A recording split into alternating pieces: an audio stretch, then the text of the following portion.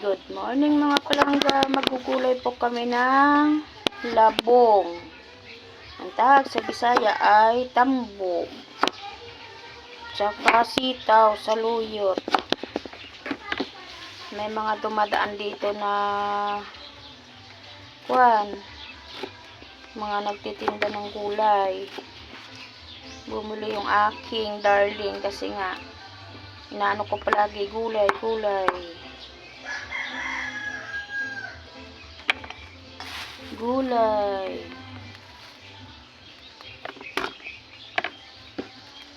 Tsaka saluyot, tawag sa Ilonggo ay tagabang.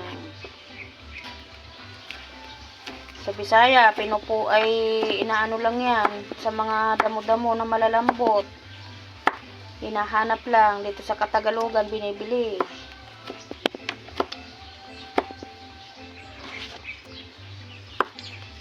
Pero may tanim akong saluyot dyan eh. Dahil nung nabubuhay pa yung aking bunso, pag saan pumunta sila ni papa niya na baryo, halimbawa yung papa niya may kagawaan sa ibang baryo, mga pag-uwi niya dito may mga buto-buto saluyot, may mga buto ng ampalaya, buto ng sitaw, buto ng upo, buto ng kalabasa, buto ng sitaw. Ang dami niya mga dala-dala dito, mga buto-buto.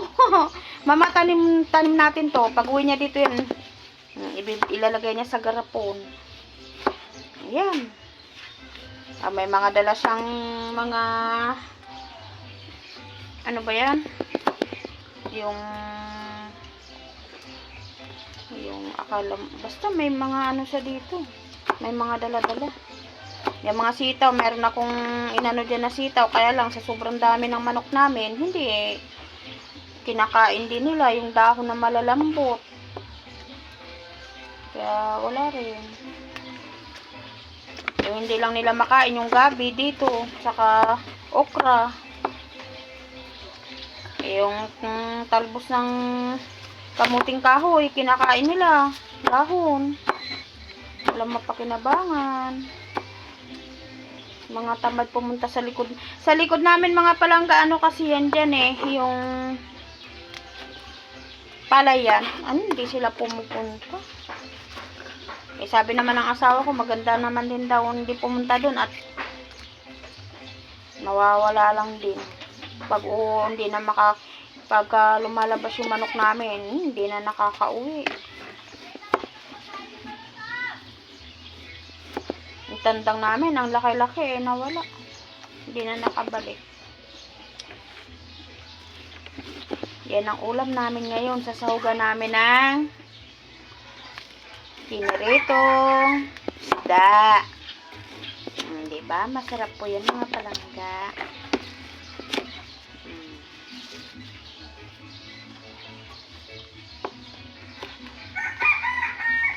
Ganyan. Gulay lang po tayo kasi yan lang po ang kaya eh.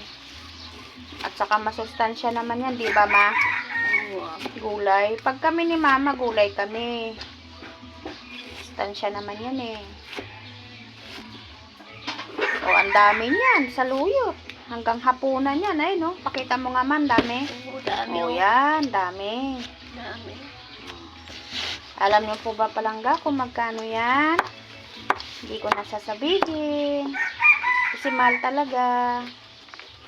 Simuli ka mahal.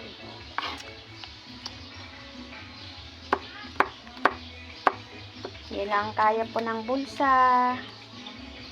Mahal na po kasi talagang pagkain ngayon. Kaya wag tayong mag-ano sa pagkain. Basta nagtatapon. Pag pwede pang kainin, kainin natin. Di ba ma? Oo. Mahal eh. Gulay.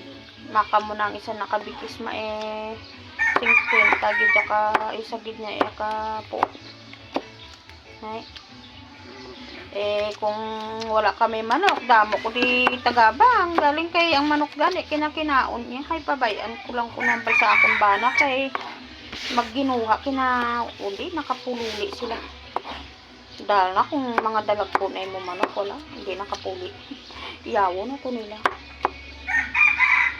Eh, hindi ka man pwede nga magpasimangon kaya hindi mo makita. Pero balaan ko man kung sino kinuha sa manok namon. Pagdag ko na yang, why na nakapuli na yan.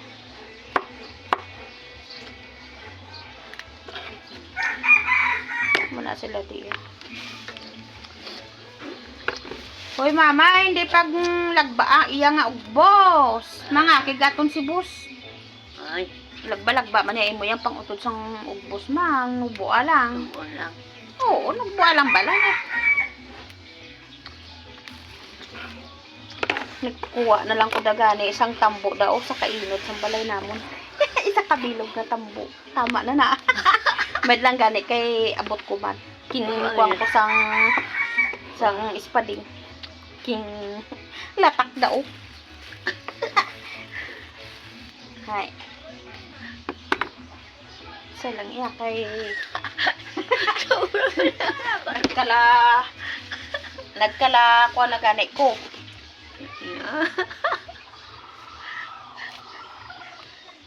Nagkala ko na gani.